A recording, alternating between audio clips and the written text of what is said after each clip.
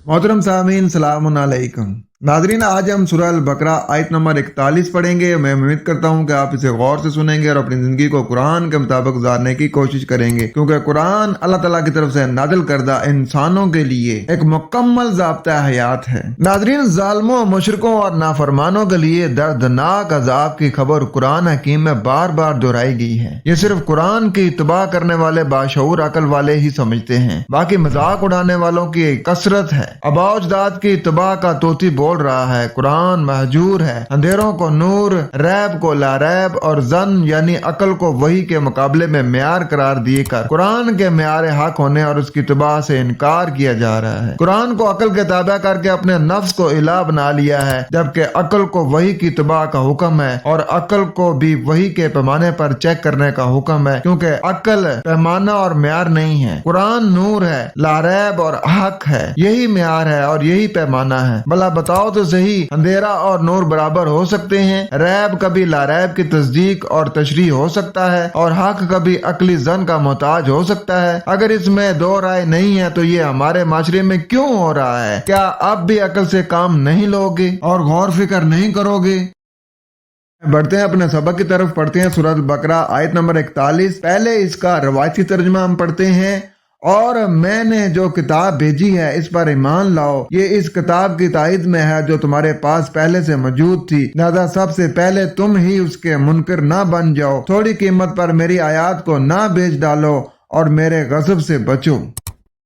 देखते हैं कि बात क्या हो रही है। रब्बी आउज़बिका मिन हमज़ति शयातीन, बिस्मिल्लाहिर्रहमानिर्रहीम। व आमिनु, और मान लो, बिमा अनज़लतु, उसको जो मैंने नाजिल किया है, यानी जो मुझसे सामने आ रहा है। मुसद्दिक़ल लिमा माअकुम, सच्चा कर दिखाने वाला है उसके लिए जो तुम्हारे साथ है। वला तकूनु, और उसके लिए और तुम ये नहीं हो जाओ अव्वला काफिरुम बिही, पहले इनकार करने वाले इस किताब के जरिए। वला तश्तरू, और तुम हासिल नहीं करो बिआयाती, मेरी आयतों को, समनन कलीला, थोड़ा फायदा, वइया फत्तकून, और ये कि मेरी ही पाबंदी इख्तियार करो।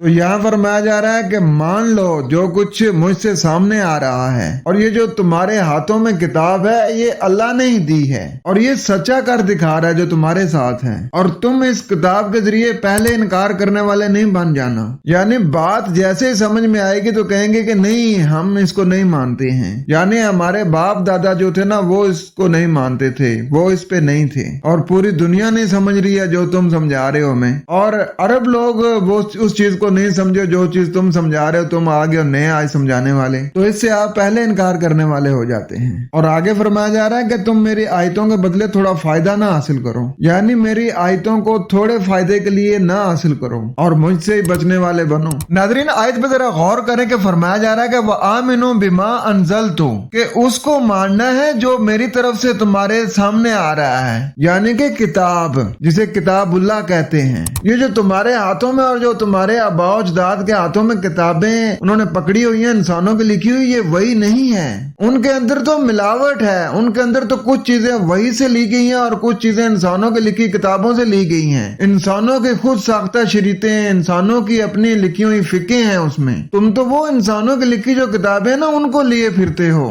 तो अल्लाह ताला की ज़ात फरमा रही है कि उनका फायदा नहीं है, उनका फायदा कम और नुकसान ज्यादा होगा। तो यहाँ तो मालिक कायनात फरमा रही है कि बिमा अनज़लतु, कि जो मैंने नाजिल किया ना इसके ऊपर ईमान लेके आना है, इसको मानना है, फिर तुम बुरे अंजाम से बच सकते हो। नाज़रीन, इन अल्फाज के ऊपर जरा गौर करें कि वला तकूनु अव्वला काफिरुम बिही, कि तुम पहले इसका इनकार करने वाले ना बन जाओ। ये किसको मुखातिब कर रहा है अल्लाह ताला की जात? जो बंदा भी इस किताब को पढ़ रहा है, चाहे 1 घंटे बाद को पढ़ेगा, चाहे कोई 2 दिन के बाद पढ़ेगा, वो अल्लाह ताला उससे मुखातिब है और उसे कह रहा है कि तुम पहले इनकार करने वाले ना हो जाना। ये कोई उनकी बात नहीं हो रही है कि जैसे हम इंसानों के लिखी किताबों में में हमें मिलता है कि यहूद कौन थे, नसारा कौन थे, बनी इसराइल कौन थे। नहीं, ये उनकी बात नहीं हो रही है। ये क़यामत तक के लिए जो आखिरी इंसान आएगा दुनिया में, ये उसके लिए भी है। जब वो भी इन आयात को पढ़ेगा तो अल्लाह ताला की जात उससे भी मुखातब हो रही है कि इसका पहले इनकार करने वाला नहीं बनना। और आगे जो बयान किया ना वो ये है कि वला तश्तरू बिआयाति समनन कलीला, यानी कि अल्लाह ताला की जो आयात है ना इनको कारोबार नहीं बनाना। अब देखें, अल्लाह ताला की इस आयत के ऊपर कोई ईमान लाता है, कोई मानता है अल्लाह ताला की इस आयत को? यकीन करें, हमारे यहाँ बरेलवी हो, देवबंदी हो, अहले हदीस हो, शिया हो, कादियानी हो, जमातुल मुस्लिमीन वाले हो, या अपने आप को जो तौहीदी कहते हैं तौहीद वाले हो, सब इस आयत का इनकार करते हैं। सब जब भी कुरान बयान करते हैं तो उसके एवज पैसे भी लेते हैं, खाना भी वहां से खा के आते हैं, तोहफे तवाइफ भी लेते हैं। उसके बाद नीचे आते जाएं तो कोई लोग तवीज लिख के देते हैं, कोई लोग दम दरूद इसका करके तो फूक मारते हैं और उससे कुछ कमाते हैं। मतलब ये कि लोगों ने कारोबार के अड्डे बना लिए हैं, दीन को बजरिया माश बनाया हुआ है। और ये जो अपने आप को मुसलमान कहते हैं इन्होंने भी बनाया हुआ है, और इनसे पहले जो लोग थे उन्होंने भी यही काम किया था। हिस्ट्री की रूह से भी अगर हम देखें तो जिन्हें हम नसारा कहते हैं या यहूद हैं, जो उनके भी उलमा और दरवेश यही करते थे और अभी भी करते हैं। उनके जो पादरी है जो चर्च में बैठा है वो उस वक्त तक जनाजा नहीं पढ़ाता या नकाह नहीं पढ़ाता कि जब तक उसको हर महीने जो फंडिंग करता है उसको ही वो जनाजा भी पढ़ाता है और नकाह भी पढ़ाता है। जो उसको फंडिंग नहीं करता, हर महीने चर्च को फंड नहीं देता, उसका वो ना जनाजा पढ़ाते ना नकाह पढ़ाते हैं। इसी तरीके से जो यहूद हैं वो भी ऐसे करते हैं। इसी तरीके से जो अपने आप को कादियानी कहते हैं, कादियान में भी ऐसे ही है कि जो कादियानियों के साथ जुड़ जाता है, पहले तो कादियानी उसके ऊपर इन्वेस्ट करते हैं, उसको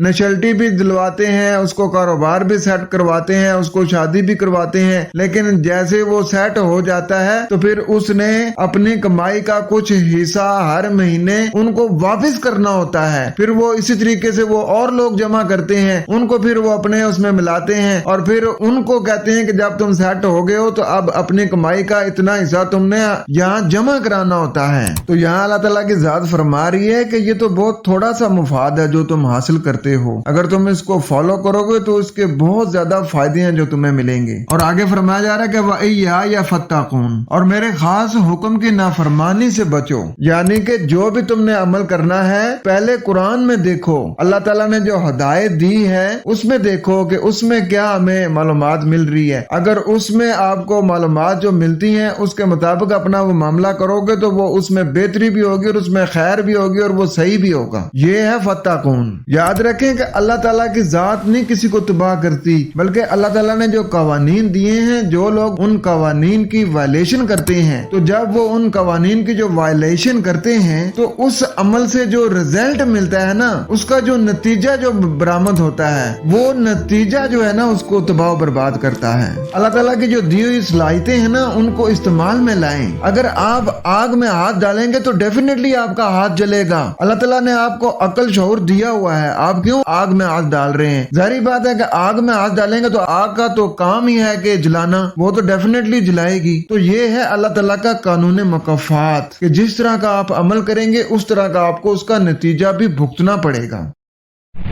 उम्मीद करता हूँ आपका कुछ कंसेप्ट जरूर क्लियर हुआ होगा। तो कुरान का असूल के सुम्मत तफक्करून अफला ताक़िलून, तुम कुरान पे क्यों नहीं गौर फिक्र करते, तुम क्यों नहीं अकल से काम लेते? खुश रहें, कुरान के साथ रहें, कोशिश करें कि आपकी जात से किसी को कोई तकलीफ ना हो। वस्सलाम।